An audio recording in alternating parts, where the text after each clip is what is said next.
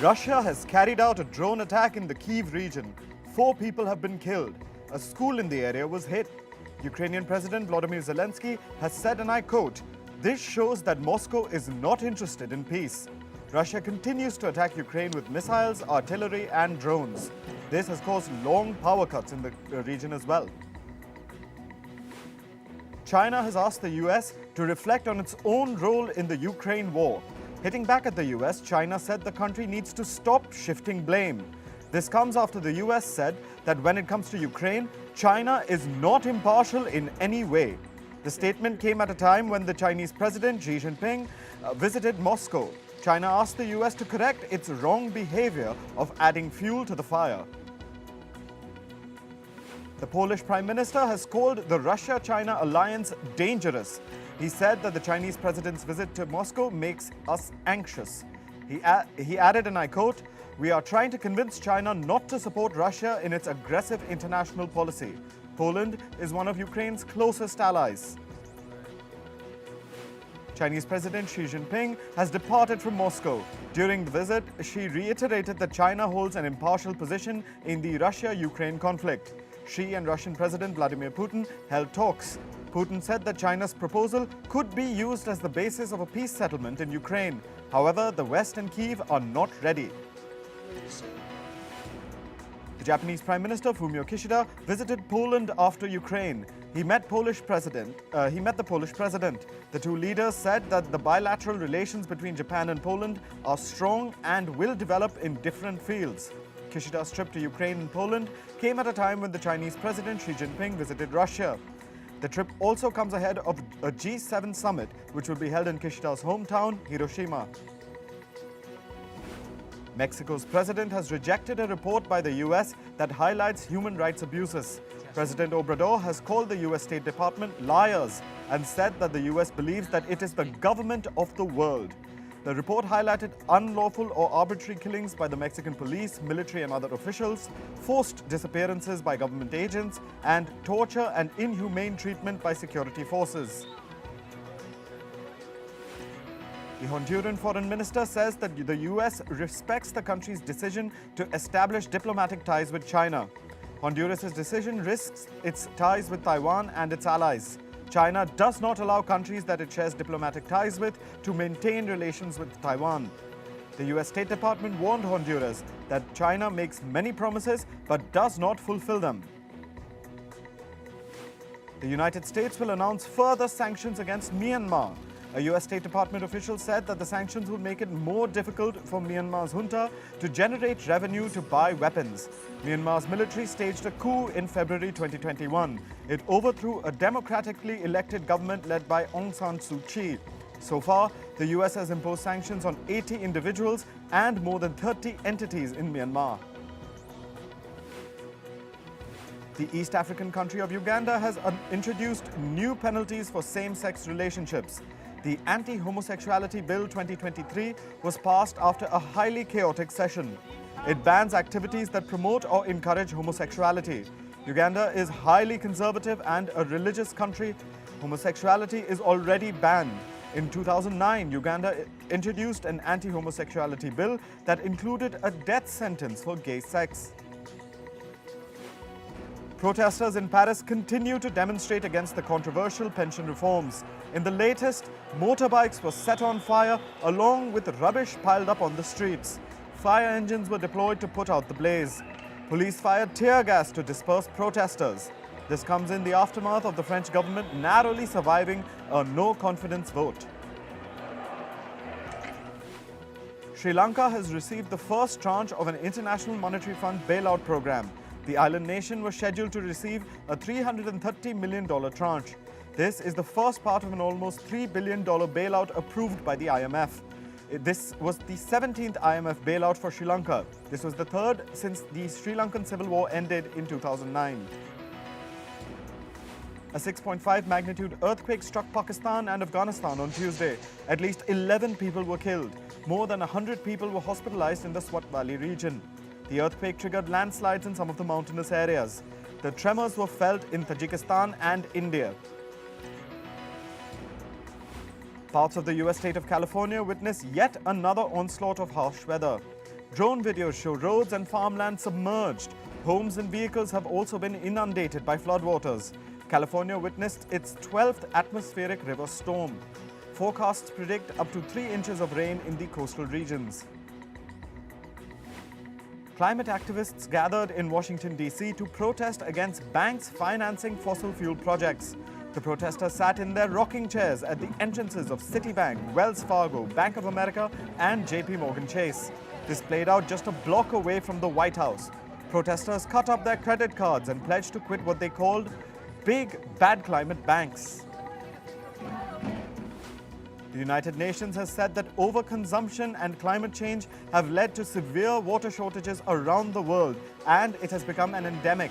It has pointed out that 2 billion people lack access to safe drinking water and more than 3 billion people lack access to sanitation. The UN has also warned that global warming will worsen shortages in areas which presently have abundant water. Pope Francis has appealed for better preservation of water.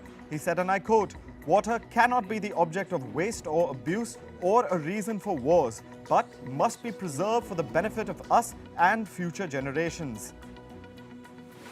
The Chinese capital Beijing was affected by dense sandstorms. It severely impacted visibility.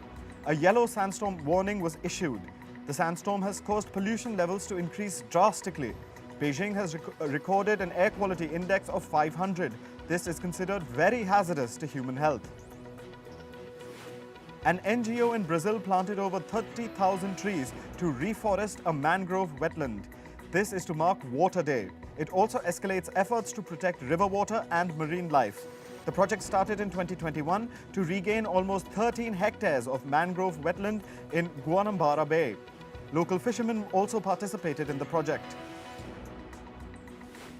Brazil has ousted almost all illegal gold miners from the Yanomami territory. This has been done to battle environmental crime and defend indigenous people in the rainforest. Yanomami territory has been invaded by thousands of gold miners. These miners polluted the rivers, spread malaria, and scared off the local wildlife. This led to malnutrition and thousands of deaths. The population of monarch butterflies arriving in Mexico this year fell by 22%. Millions of monarch butterflies migrate to Mexico's forests in winters for their hibernating period. In recent years, climate change has caused a considerable impact on the butterflies' migration pattern. Mexico's Michoacan state houses the country's largest butterfly reserve. UBS will enter talks with former Credit Suisse board member Michael Klein to void an older deal he had struck with Credit Suisse. It has assigned a legal team to examine the cheapest way possible to nullify the contract. Last October, Klein had negotiated a merger deal with one unit of Credit Suisse. GameStop posted a surprise profit in its fourth quarter earnings. The company recorded a net profit of $48.2 million. This sent its shares surging nearly 50%. This is the first time the so-called meme stock reported a profit after seven consecutive quarters of losses. The CEO also said the company plans on further cost cuts in 2023. Tencent Holding has reported a drop in its annual revenue for the first time ever. The company's revenue dipped 1% from a year earlier. Tencent, which is the world's largest video game company, is known for games like League of Legends and PUBG. The drop in revenue comes as the company battles long-running regulatory crackdowns by China. Superdry has struck a deal to sell off some of its operations in the Asia-Pacific for $50 million. The company will sell its operations in countries including South Korea and China. The retailer is also planning to raise equity as it seeks to strengthen its balance sheets. The retail brand is famously known for bright colors and its logo t-shirts. A new lawsuit accuses Meta and CEO Mark Zuckerberg of failing to maintain child safety on its platforms. The lawsuit alleges that the company did not do enough to stop sex trafficking and child sexual exploitation on Facebook and Instagram. Meta rejected the basis for the lawsuit. Meta currently faces hundreds of lawsuits that accuse it of addictiveness, leading to mental health issues amongst teenagers. Russian officials have been directed by the Kremlin to ditch their Apple iPhones by the end of March. The directive reportedly comes after user data security concerns within the Russian administration. The instruction has come amid campaign preparations for the upcoming 2024 Russian presidential election. Apple stopped product sales to Russia a week after the country invaded Ukraine last year. Meta is introducing ads to search results. This tool is being designed to open up additional avenues for advertising. Meta is beginning to test ads in search results to reach people actively searching. Ads will show up in the search feed. Meta plans to launch these search ads globally in the coming months. Nvidia CEO has unveiled its new cloud computing services. The company has partnered with Oracle and others to roll out an array of new artificial intelligence technologies. The new technologies are based around Nvidia's chips and software. The boom in AI has helped drive Nvidia's shares up 77% this year. A Dubai-based company has come up with different models to face water scarcity and mitigate floods in the UAE. Its urban model uses permeable material made from desert sand to retain rainwater sustainably in underground storages. The company is in the process of implementing it in the country. Microsoft has rolled out an image creation filter for its search engine Bing and its internet browser Edge. The new feature will use the technology behind OpenAI's DALL-E to create pictures based on text prompts.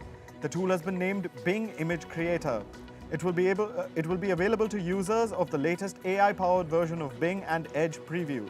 Bing Image Creator will be integrated into Bing Chat. India's Sarabjot Singh has won the men's air pistol gold in the ISSF Pistol World Cup. Sarabjot's win opens the host country's medal account on the first day of the competition. It's a double delight for India, as teenager shooter Varun Tomar has also bagged a bronze. Sarabjot hit the bullseye every time he took aim, with scores of 98, 97, 99, 97, 97 and 97. Indian boxer Nikhat Zareen continues her winning run. She has now entered the World Boxing Championship quarterfinals. Nikhat is not the only Indian boxer to make it through to the quarterfinals. 3 others, including Commonwealth Games bronze medalist Jasmine Lamboria, have made it through to the next round. India's Men in Blue are facing Australia for the final ODI in Chennai's Chepauk Stadium today. The crucial decider is underway. Australia won the toss and chose to bat first. The Aussies have been bowled out for 269 runs in 49 overs. The Men in Blue are currently chasing the target set by the Australia 11. In football news, Arsenal is set to take on Major League Soccer All-Stars in July. Arteta's team will journey to Washington, D.C. on July 19th. The MLS All-Stars team has roped in former English striker and legend Wayne Rooney to coach them for the iconic exhibition match. Argentina coach Lionel Scaloni has said his players need to maintain their high competitive level. Scaloni's comments come ahead of Argentina's friendly match against Panama to be played on Thursday. He also said those players who took to the field in the World Cup final will start against Panama. Argentina beat France on penalties to win the country's 3rd World Cup. Paris Saint-Germain forward Kylian Mbappe has been named France's new captain. He will succeed captain Hugo Lloris. Media reports reveal that Mbappe accepted the captaincy after speaking with coach Didier Deschamps. Mbappe has been capped 66 times. He played a key role in their successful 2018 World Cup campaign and their runners-up finish in 2022. Spaniard Alex Roca Campillo has become the first man in history with 76% disability to finish a marathon. The 32-year-old Campillo managed to finish the Barcelona Marathon. He ran a total distance of 42.195 kilometers. Campillo later took to Twitter to share his joy. He tweeted, "This has been possible thanks to all my team. Thanks to all of you who have been cheering. I have no words." Japanese sports fans are erupting in jubilation after their countrymen defeated Team USA to win the World Baseball Classic. This is Japan's first World Baseball Classic win since 2009. Over 100 people crowded near Shimbashi Station in the nation's capital, Tokyo, to celebrate the feat. Japan has now won 3 global baseball tournaments. Lewis Hamilton has revealed that his comfort is being held back in this year's Mercedes Formula One car. Hamilton has blamed a specific design element not suiting him for the dismal performance in the ongoing 2023 season. He thinks his situation could be helped by the team bringing more downforce to its car. Hamilton is also pushing for Mercedes to make the car's rear more stable. He placed 5th in last Sunday's Saudi Arabian Grand Prix. The ocean race fleet has sailed close to Point Nemo. It's regarded as the most isolated place on Earth. Point Nemo is about 2,700 kilometers away from land in every direction. The nearest humans are astronauts in space. The global race set off from Spain in January. The teams are collecting scientific data as they travel around the world. The Hong Kong screening of Winnie the Pooh, Blood and Honey has been cancelled. The British horror film was due to release in Hong Kong on March 23rd. The film's distributor gave no reason for the cancellation. Chinese censors have long targeted Pooh due to comparisons with President Xi Jinping. Canadian singer The Weeknd is the world's most popular artist. The 33-year-old set a new Guinness World Record. He is the first and only artist to reach 100 million monthly listeners on Spotify. Phantom of the Opera reports the highest gross in its 35-year Broadway history. The show raked in $3 million across 8 performances. This is the first time that the production crossed this number. The Andrew Lloyd Webber musical debuted on Broadway in 1988. Guardians of the Galaxy Volume 3 is set for a May 5th release in China. This makes it the 3rd Marvel title to secure a theatrical release in China. The series finale will see a same-day release in North America. China will have a Marvel release after 3.5 years. Balkis Fatih is the latest Maison Valentino diva. The Emirati singer has been a long-time Valentino client. The singer says she feels liberated with every Valentino piece she wears. Valentino's D.Va include celebrities with different values. F1 racer Lewis Hamilton and actor Zendaya are among Valentino divas. Kiara Miller becomes the first Victoria's Secret model from Bravo Network. Miller was part of a reality show, Summer House. Miller took part in the television series in 2020. She was an ICU nurse before her stint on television. Singer Blake Shelton is quitting The Voice after 12 years. He will quit the show after the end of season 23. The singer has been a coach on the show since 2011. The 46-year-old wants to spend more time with his family. Martina Navratilova likely to drop her adoption plans. The tennis ace postponed plans following cancer treatment. She said she doesn't want to be the grandmother on the playground. She was diagnosed with breast cancer in 2010. Last year, she was diagnosed with throat cancer. The 66-year-old recently announced that she was cancer-free. Navratilova is married to former model and reality television star Julia Lemigova. Clint Eastwood's absence from the public eye sparks health concerns. The actor was last photographed in February 2022. It's speculated that he has developed osteoporosis. Last spring, the 92-year-old said he has no plans to retire. He was last seen in the 2021 film Cry Macho. Rapper Post Malone has settled a copyright lawsuit.